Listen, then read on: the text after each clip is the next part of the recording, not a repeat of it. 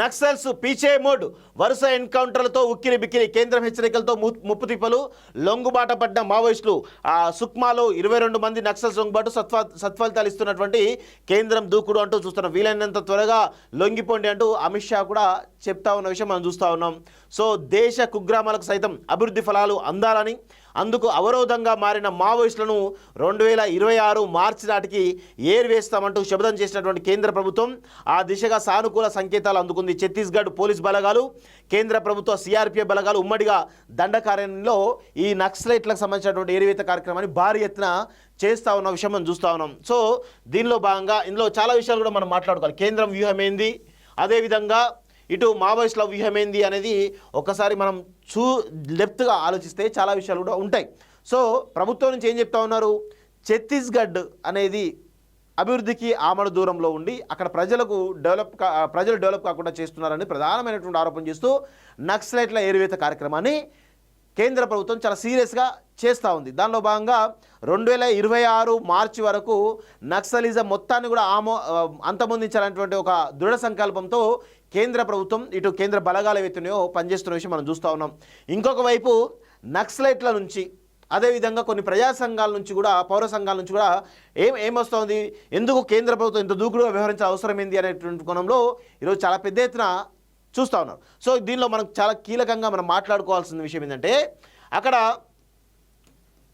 ఏదైతే దండకారణ్యం ఏదైతుందో అక్కడ సహజ వనరులు, అందులో బాక్సైట్ కావచ్చు,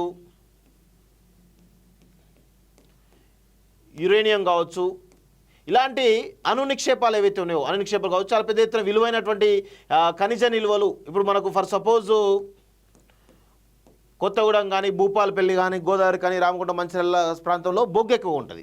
ఆ బొగ్గు నిల్వలు ఏ విధంగానైతే ఉంటాయో అలాంటి స్టేజ్లో దండకారణ్యానికి సంబంధించిన దాంట్లో పెద్ద ఎత్తున ఈ బాక్సైట్ నిల్వలు కానీ, యురేనియం నిల్వలు కానీ ఒక కాస్ట్లీ అంటే ఒక విలువైనటువంటి ఖనిజ సంపద అక్కడ ఉంది. సో దాన్ని గనక వెలికి తీస్తే ఈ ప్రపంచంలోనే భారతదేశం ఒక బలీయమైనటువంటి ఆర్థిక శక్తిగా ఎదిగేటువంటి అవకాశం అయితే ఉంటుందనేది కేంద్ర ప్రభుత్వం యొక్క అంచనా.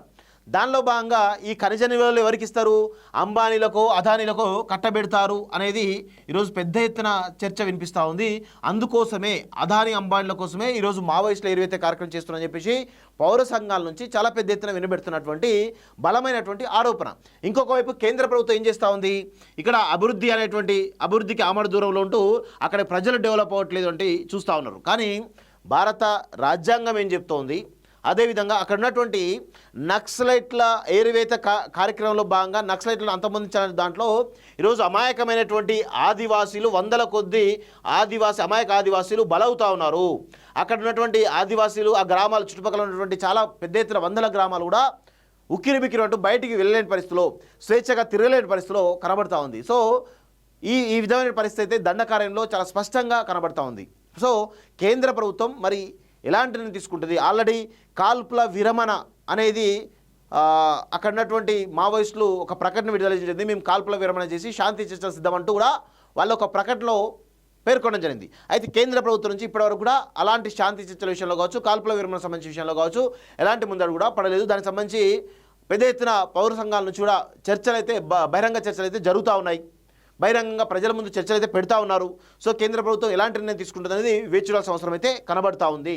సో దీనిలో 2 రకాల వర్షన్స్ ఉన్నాయి. ఇటు అభివృద్ధి అనేటువంటి కోణంలో మావోయిస్టులు ఆ ప్రాంతాన్ని డెవలప్ చేయట్లేదని కేంద్ర ప్రభుత్వం ఆరోపిస్తూ ఉంటే, ఇటు నక్సలైట్ల నుంచి అక్కడ ఉన్నటువంటి ఖనిజ నిల్వ, ఒక భారీ ఖనిజ నిల్వ అవుతుందో దాన్ని దోచుకోవడానికే కేంద్ర ప్రభుత్వం ఒక ప్లాన్ చేస్తూ ఉందని చెప్పేసి కూడా మావోయిస్టులు చెప్తా ఉన్నారు. సో మా ఇద్దరి మధ్యలో బలమైనటువంటి వాదన అయితే వినిపిస్తూ ఉన్నాయి. సో మరి అది ఎటు పోతుంది ఏంటిది అనేది చూడాల్సిన అవసరం అయితే కనబడతా ఉంది. ఇది దండకారణ్యంలో జరుగుతున్నటువంటి అసలు స్టోరీ. దీన్ని అందరూ కూడా గమనించాల్సిన అవసరం అయితే ఉంది మిత్రులారా.